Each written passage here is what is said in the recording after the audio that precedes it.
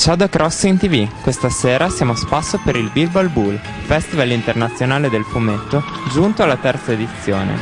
Quest'anno il festival è stato dedicato a Sergio Toppi, uno dei grandi del fumetto italiano, che abbiamo anche intervistato.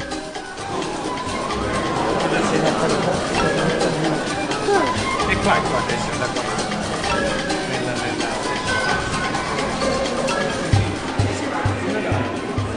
Ci può dire com'è iniziata la sua opera? Com'è diventato da un hobby un lavoro?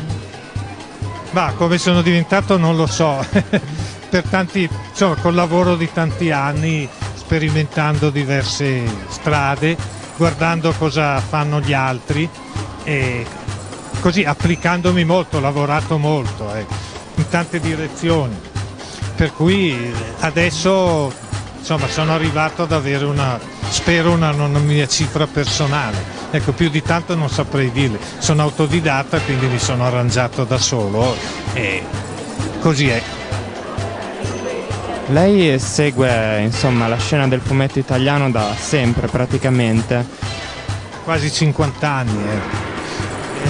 Non solo fumetto, però, altre cose come vedete qua in giro, sì. Che cosa ne pensa dei giovani artisti e fumettisti di adesso? Penso che si diano da fare e facciano la nuova vaga.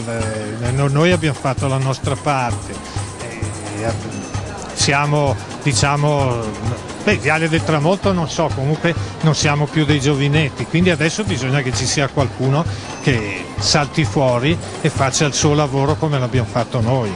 Lei con la sua esperienza che consiglio darebbe ad un giovane fumettista?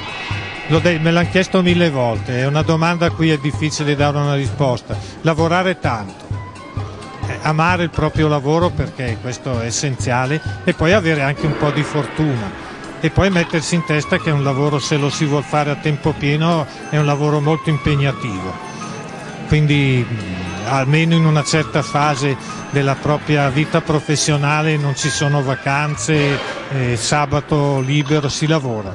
Dopo, come dicono i nostri amici, inshallah sarà come vuole Dio, non lo so, non c'è una ricetta, no? Lei disegna? Sì, mi ci metto.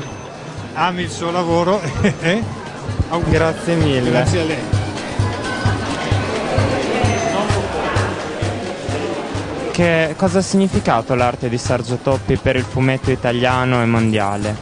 Beh, per il fumetto italiano e mondiale l'arte di Sergio Toppi ha significato almeno due cose. Una grande rivoluzione dal punto di vista della forma, nel senso che Sergio Toppi ha rivoluzionato il modo di pensare il fumetto e la scansione del modo di raccontare a fumetti. In Sergio Toppi non c'è più la vignetta, la tavola parla, è uno spazio in cui le immagini si muovono liberamente ogni volta in modo diverso e questa cosa ha influenzato anche tantissimi fumettisti poi americani. Il primo e più famoso è Frank Miller, che ha imparato tantissimo da Toppi a fare così. L'altra grande rivoluzione invece è nella tipologia delle storie, perché Sergio Toppi racconta storie sempre abbastanza brevi, inquietanti, dove c'è un senso di mistero, infatti mistero è uno dei temi grossi anche di questa mostra, per cui l'uomo non sa mai veramente in quale mondo cammina. E Toppi è il primo a raccontarlo con così forza e così grande intensità, quindi direi che queste sono le sue due più grandi innovazioni.